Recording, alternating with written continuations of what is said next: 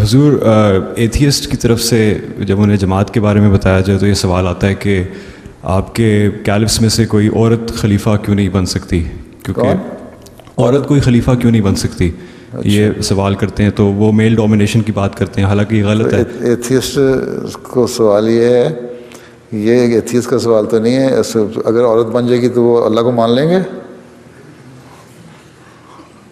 ان سے پوچھو اگر عورت خلیفہ بن جائے تو تم مان لو گے؟ پہلے یہ بتاؤ. میں یہ پوچھ لوں کون سے، لیکن سے حضور وہ نہیں، بات سوال یہ ہے پھر وہ عورت کیوں نہیں بن سکتی؟ اللہ تعالیٰ نے کسی عورت کو نبی بنایا نہ، نبی کیوں نہیں، عورت کیوں نہیں نبی بن سکتی؟ یہ اللہ تعالیٰ نے جو اس سوچ کی بات ہے، اللہ تعالیٰ نے جو اپنے دین کے لیے ایک اصول مقرر کیے ہیں وہ یہ ہے کہ انبیاء ہمیشہ مردوں میں سے آتے ہیں، ٹھیک؟ اور اسی طرح انبیاء کے نائبین جو ہوتے ہیں خلفاء، وہ بھی مردوں میں سے آئیں گے. ایک تو یہ اللہ تعالیٰ کا ایک قانون چل رہا ہے، ٹھیک ہے. دوسرے، عورتوں میں بعض دن ایسے ہیں کہ جن میں ان کو نمازیں پڑھنے سے رخصت ہے، ٹھیک ہے، قرآن کریم پڑھنے سے رخصت ہے اسلام کے مطابق. تو کیا ان دنوں میں وہ دینی کاموں سے بالکل بند ہو جائے گی خلافت؟ وہ کہے گی عورت اچھا ابھی آج کل تو مجھے پابندیاں ہیں، نہ میں تمہیں کوئی دعا سکھا سکتی ہوں، نہ نماز پڑھا سکتی ہوں، نہ قرآن کی باتیں سکھا سکتی ہوں. تو یہ تو کوئی سسٹم نہیں چل سکتا. ایک سہولت عورت کو دی ہے اس کی ڈیوٹی کے لیے. ہاں، اللہ تعالیٰ نے باقی جو کام ہیں اس میں نیکیوں میں مردوں اور عورتوں کو برابر کا درجہ دی ہے.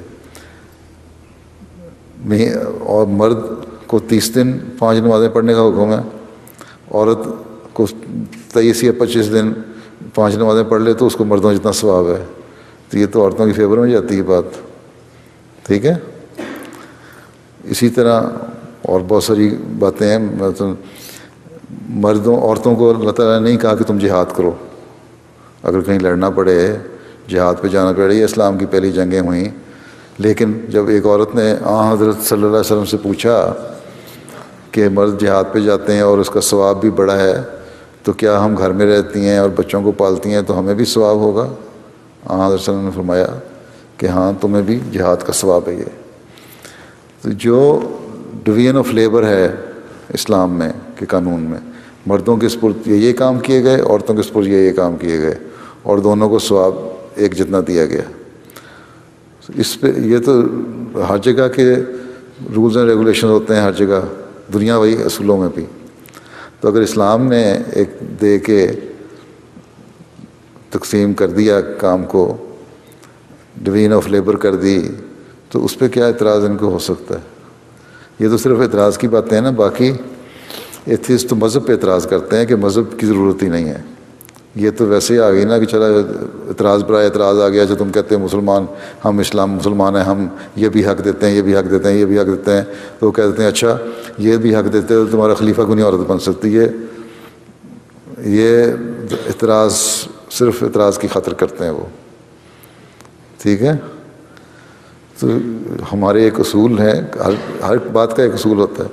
باقی اب تو یہ میں نے پچھلے دنوں میں یہاں کسی تقریر میں ذکر بھی کیا تھا، اور جو بھی پڑھانے والے ہیں، ٹیچر ہیں اور دنیا کے لوگ مانتے ہیں کہ جب تک مذہب نہیں آیا تھا مورلز بھی نہیں آئے تھے، اخلاق بھی نہیں آئے تھے، اور مذہب نے آ کے اخلاق دیے. ان فلاسفروں نے، ان ایتھیسٹ نے اور عیساروں نے اگر کوئی اخلاق لیے ہیں تو انہی سے لیے ہیں. جب انسیویلائز سوسائٹیز تھیں، جنگل میں لوگ رہتے تھے، کیو ایج تھی، اس وقت کون تھا؟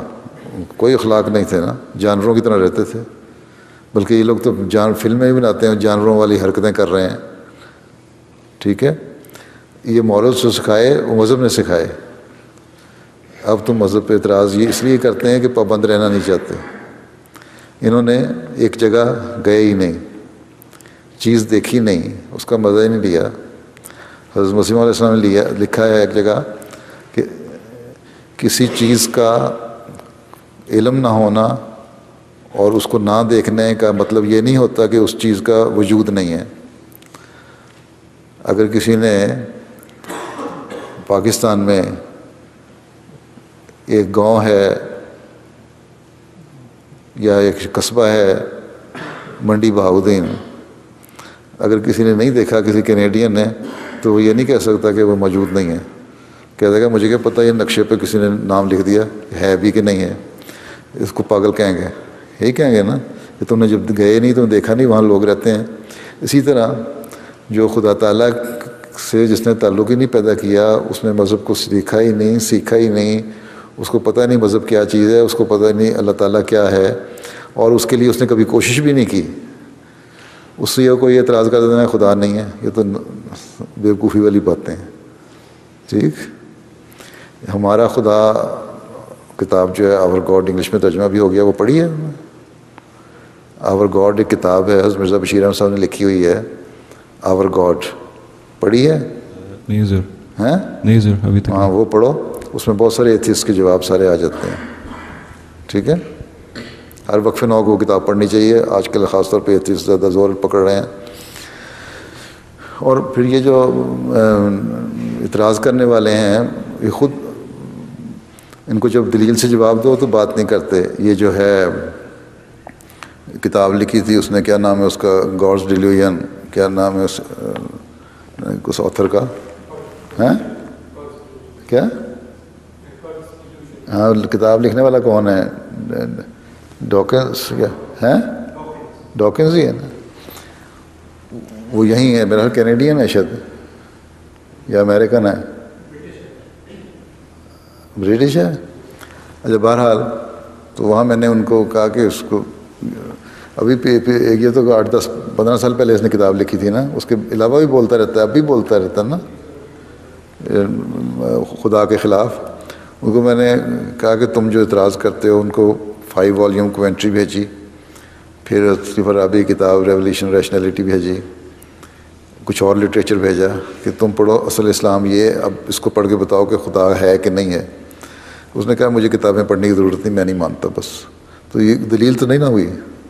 تو ہمیں کہتے ہیں تم پڑھو، جب ہم کہتے ہیں یہ پڑھو تو کہتے ہیں میں نے نہیں پڑھنا، حالانکہ میں نے اس کو ساری کچھ بھیج دیا تھا. ہمارے UK کے جو امام صاحب طاہر مجیب راشد صاحب ہیں ان کے ذریعے سے